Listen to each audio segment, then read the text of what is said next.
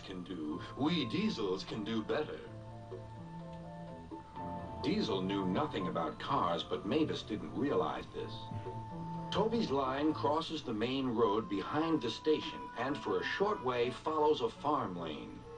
Frosty weather makes the muddy lane rock hard and very slippery. Toby stops before reaching the lane. His fireman halts the traffic at the crossing, and then he sets off again.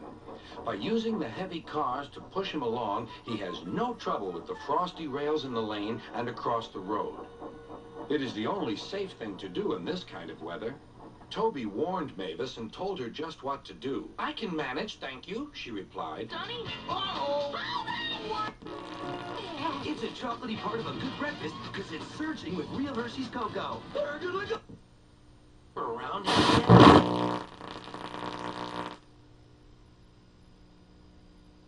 She brought the cars carefully down the lane and stopped at the level crossing. All traffic halted. "One in the headlamp for Fusspot Toby," chortled Mavis. But Mavis had stopped in the wrong place.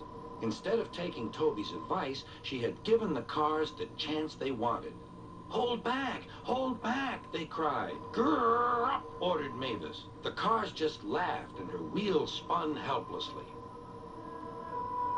Workmen sanded the rails and tried to dig away the frozen mud, but it was no good. Everyone was impatient.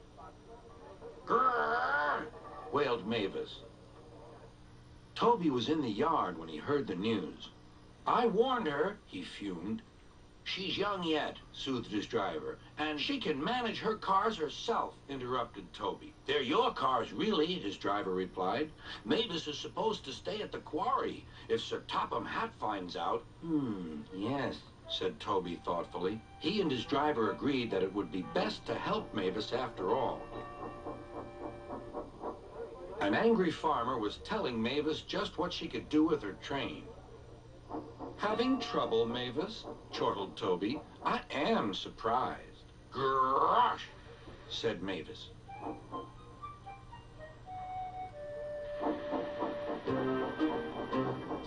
With much puffing and wheel slip, Toby pushed Mavis and the freight cars back. The hard work made his fire burn fiercely, and his firemen spread hot cinders to melt the frozen mud.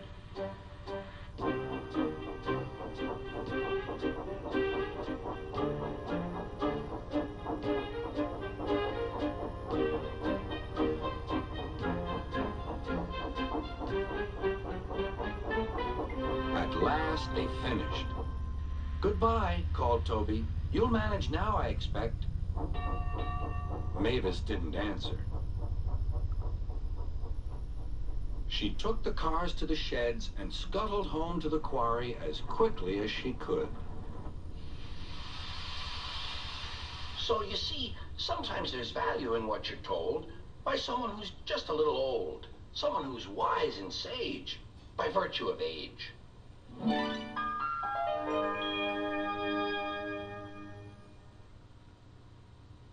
Hold on to your caboose. Shining Time Station will be right back.